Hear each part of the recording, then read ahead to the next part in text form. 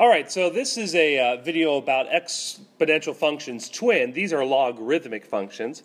They're very similar to exponential functions, but there's one key difference, which we'll talk about. I really encourage you to watch the exponential function video because I reference things in this video about the things we talked about in exponential functions. All right, one key thing that's not on this graph is a asymptote. And as I already explained, an asymptote is a place on the graph where the graph's going to get really close to, but it's never actually going to touch that line. And the asymptote for a logarithmic function is a vertical asymptote, meaning it goes up and down. For exponential functions, the asymptote is a horizontal line, or a line that goes left to right. So this is where the asymptote is for this logarithmic function. Okay, let's talk about the domain. So all the possible numbers for x going left to right. Okay, well obviously, so the asymptote is 0. So that means the x value that this graph's going to get really close to is 0. So it's going to get really close, but it's never going to touch. So that's why I'm not going to include it, and that's why I'm going to put a parenthesis there. And then, how big is it going to get? Well, as you can see, the graph is going to continue going to the right for quite some time, so it's going to actually reach infinity. And we never include infinity. So that's the domain here. Okay, for the range, we're going to see how high and how low it can go, meaning what's the lowest on the y-axis is going to go, and what's the highest on the y-axis is going to go.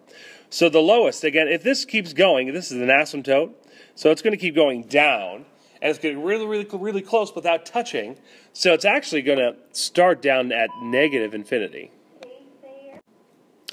And so it's going to be negative infinity, and when we go look up, again, it's going to the right on the other end, on the right side, but as it's going to the right, it's also going up. And if left to do it forever and ever and ever, it's actually going to reach positive infinity as well. So the key difference between exponential and logarithmic, you'll notice that, again, the asymptote for a exponential is horizontal, but on number 5, this is a logarithmic function. It's a vertical asymptote going up and down.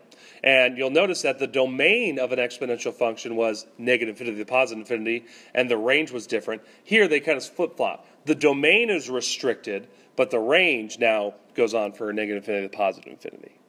So that's kind of the explanation of that one. And then for number 5, it says estimate f of 7, meaning we know what x is, because usually this is f of x. And if x is 7, we go right here, and it looks like it's crossing at 2. So f of x, or y, equals 2. All right, let's talk about number 6. Again, what's not noted on this graph is the asymptote here at negative 3. Okay.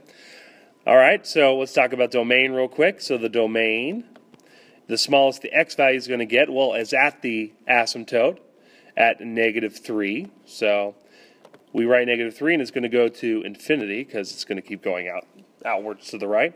But we can't include negative 3 because that's where the asymptote is, and we can never include infinity.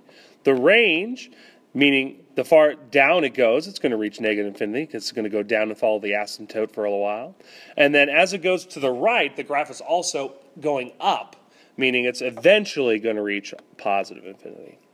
All right, when it says estimate f of negative 3, again, this is what x equals negative 3. And wait a second, whoa, that it's at the asymptote. So, can I actually plug in negative 3 and will I get an answer? Well, no, because as we talked about, will the graph ever cross negative 3? The answer is no.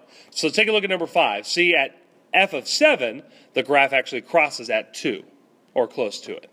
Here, the graph will never cross negative 3 at x. So here I have to say, well, NA, but the correct way to say it is undefined. And that's where asymptotes come in. So if you've ever wondered, well, wait a second, I've always, in math class, we say undefined, but what does that mean? This would be a situation that is undefined, meaning it's a situation where an asymptote occurs and the graph cannot cross it. So we'll talk about that more in class. But here's an explanation of logarithmic functions.